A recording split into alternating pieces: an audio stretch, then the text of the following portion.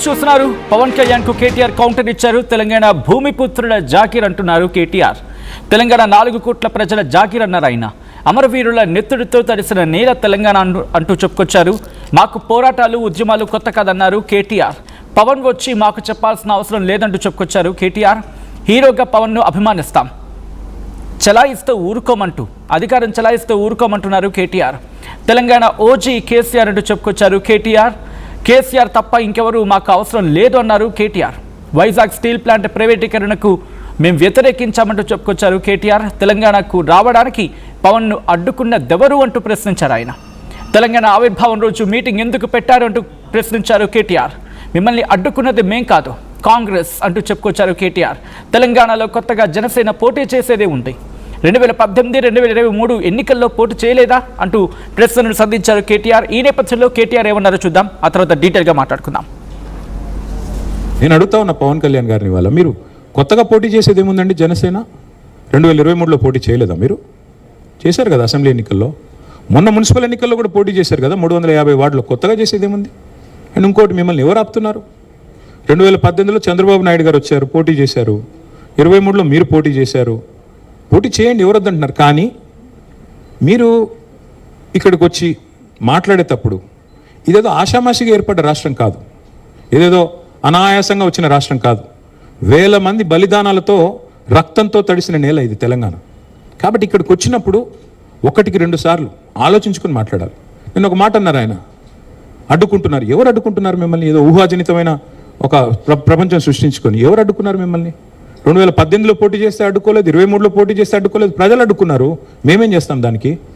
ఒకటి మాత్రం పక్కా, పవన్ కళ్యాణ్ గారైనా ఎవరైనా సరే తెలంగాణ ఆవిర్భావ దినోత్సవం రోజు వచ్చి ఇక్కడ మేము సభ పెడతాం. అది కూడా గతంలో నేను తెలంగాణ ఏర్పడ్డప్పుడు నాకు ఆ విభజించిన పద్ధతి నచ్చలేదు. ఒక ఆయన అంటాడు తల్లిని చంపి బిడ్డను బతికించారంటాడు, ఇంకొక ఆయన విభజించిన పద్ధతి నచ్చలేదు అంటాడు. ఇవన్నీ ఏంటంటే తెలుగు హైదరాబాదీ అల్ఫాజ్ మే బోల్నా అయితే గుమా ఫిరాకి బోల్నా బోల్తే ఇసుకో. నాకు ఇష్టం లేదు తెలంగాణ ఏర్పడని సీదా సీదా చెప్పక ఉల్టా పుల్టా మాటలు ఎందుకు? ఇది బాగలేదు, అది బాగలేదు. మరి నువ్వు అది బాగలేక ఇది బాగలేక 11 రోజులు అన్నం తినకుండా ఉంటే మళ్ళీ తెలంగాణ ఆవిర్భావ దినోత్సవం రోజు మీటింగ్ పెట్టాల్సిన అవసరం ఏముంది? సరే మీటింగ్ పెడదాం అనుకున్నావు, అడ్డుకున్నది ఎవరు? కాంగ్రెస్ ప్రభుత్వం. ఏమైనా అనాలనుకుంటే వాళ్ళని అనాలా? కాబట్టి పవన్ కళ్యాణ్ గారైనా ఎవరైనా ఈ దేశంలో ఎక్కడైనా పోటీ చేయొచ్చు, మాకు అభ్యంతరం లేదు. పోటీ చేశారు కూడా కదా మీరు. 2023 మేబీ ఆ బోత్ కరే మీ అయ్యే జాగీరా. నేను ఒకటి మాత్రం పవన్ కళ్యాణ్ గారు గుర్తుపెట్టుకోవాలి, తెలంగాణ ఖచ్చితంగా తెలంగాణ భూమిపుత్రుల జాగీరు. తెలంగాణ భూమిపుత్రుల జాగీరే తెలంగాణ. ఇందులో ఎవరికి అనుమానం కూడా అక్కర్లేదు. 100% ఈ నేల కోసం కష్టపడ్డ వాళ్ళు, ఈ నేల కోసం పోరాటాలు చేసిన వాళ్ళు, ఈ నేల కోసం త్యాగాలు చేసిన వాళ్ళు, నెత్తురుతో తడిచిన నేల ఇది. ముమ్మాటికి తెలంగాణ ఈ భూమిపుత్రులు ఇక్కడున్న 4 కోట్ల మంది జాగీర్ ఇది.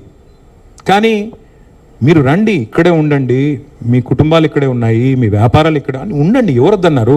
10-12 ఏళ్లలో ఎక్కడైనా చిన్న సమస్య వచ్చిందండి? నేను అడుగుతా ఉన్నా. మాకు రైట్, అది మాజీ మంత్రి బీఆర్ఎస్ వర్కింగ్ ప్రెసిడెంట్ కేటీఆర్ ప్రశ్నను సంధిస్తున్నారు.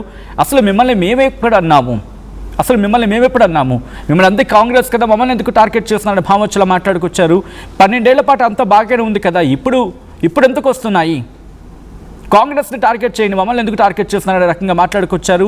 ఎస్, ఇది మీ అయ్య జాగీర్ అని అడిగినప్పుడు ఇది తెలంగాణ భూమిపుత్రుల జాగీరే అంటూ కూడా చెప్పుకొచ్చారు కేటీఆర్. ఈ నేపథ్యంలో ఇటు ఏం జరిగే అవకాశం ఉంది? ఇటు కేటీఆర్ సాధారణంగా ఆయన ఫ్యూయర్స్ అటాక్ ఇస్తూ ఉంటారు. ఇది చాలా జాగ్రత్తగా ప్రతి మాట ఆచితూచి మాట్లాడినట్టు కనిపించింది. సాధారణంగా కేటీఆర్ స్టైల్ కాంగ్రెస్ వర్షన్స్ వచ్చినప్పుడు ఏదో అంటూ ఉంటారు కదా, రఫ్ అండ్ టఫ్గా ఉంటుంటుంది సమాధానాలు. బట్ ఈరోజు చాలా ఆచితూచి చాలా జాగ్రత్తగా మాట్లాడిన సందర్భం ప్రతి మాట విషయాలు కూడా. అలా అని చెప్పి బీఆర్ఎస్ స్టైల్ ఎక్కడ తగ్గలేదు. బీఆర్ఎస్ స్టైల్లోని ఆయన స్టేట్మెంట్స్ ఉన్నాయి. ఏం జరుగుతుంది, బీఆర్ఎస్ ఇలా ఈ విషయాన్ని ఆచితూచి వెళ్ళే ప్రయత్నం చేస్తోంది. డీటెయిల్గా మాట్లాడుకుందాం. మా ప్రతినిధి మధు అప్డేట్స్ అందించేందుకు సిద్ధంగా ఉన్నారు.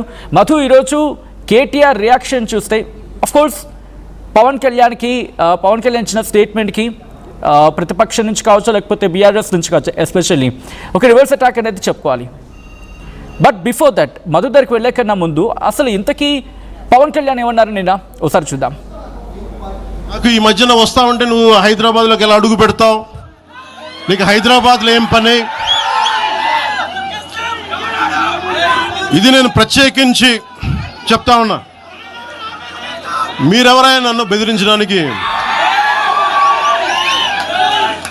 బెదిరించే వాళ్ళు మీ అయ్యే జాగీరా తెలంగాణ?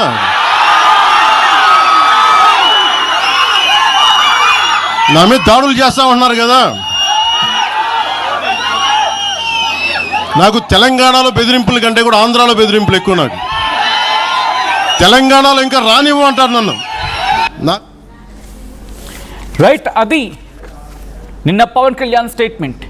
ఈరోజు దానికి రియాక్షన్ స్టార్ట్ అవుతున్నాయి. ఇన్ఫాక్ట్ నిన్ననే స్టార్ట్ అయ్యాయి. కాంగ్రెస్ నుంచి మంత్రి పొన్నం ప్రభాకర్ రియాక్ట్ అయ్యారు. ఆ తర్వాత కాంగ్రెస్ పార్టీ నుంచి రియాక్షన్స్ కంటిన్యూ అయ్యాయి.